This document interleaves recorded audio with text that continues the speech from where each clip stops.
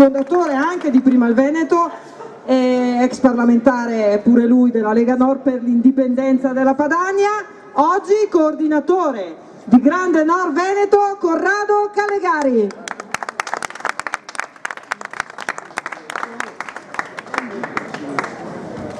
Intanto cominciamo dicendo viva San Marco!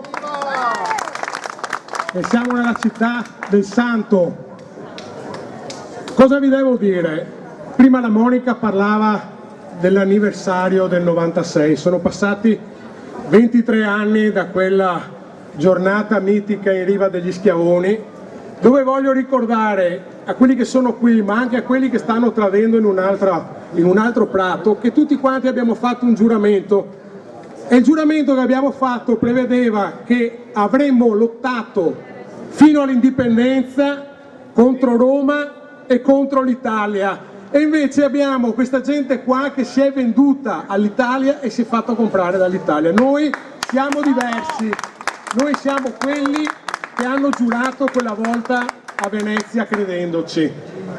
Allora adesso cosa vi posso dire? Che spero che i veneti si sveglino a breve dopo la sbornia che hanno avuto con Salvini e con Zaia, con il referendum truffa che è stato fatto 2 anni fa, con cui promettevano l'autonomia. Io sono stato con altri parlamentari, con la Paola Goisis, ma vedo anche qualcun altro che dopo ci sarà nel palco, con la famosa trattativa per i costi standard, ma prima ancora c'era stata la devolution.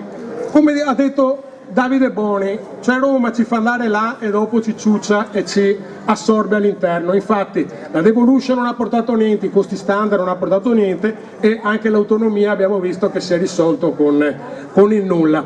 Allora io che cos'è che penso? Penso questo, caro Presidente, ti ringrazio che mi hai permesso di ritornare a mettermi questa camicia con cui per 10 anni ho presentato la manifestazione di Venezia in Riva degli Schiavoni.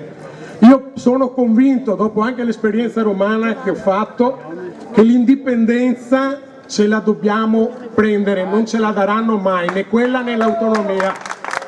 Viva il Veneto libero, viva la Padania libera. Grazie Presidente ancora. Grazie Corrado, grazie davvero, e grazie per la manifestazione anche di oggi, che grazie al Veneto siamo qua a fare.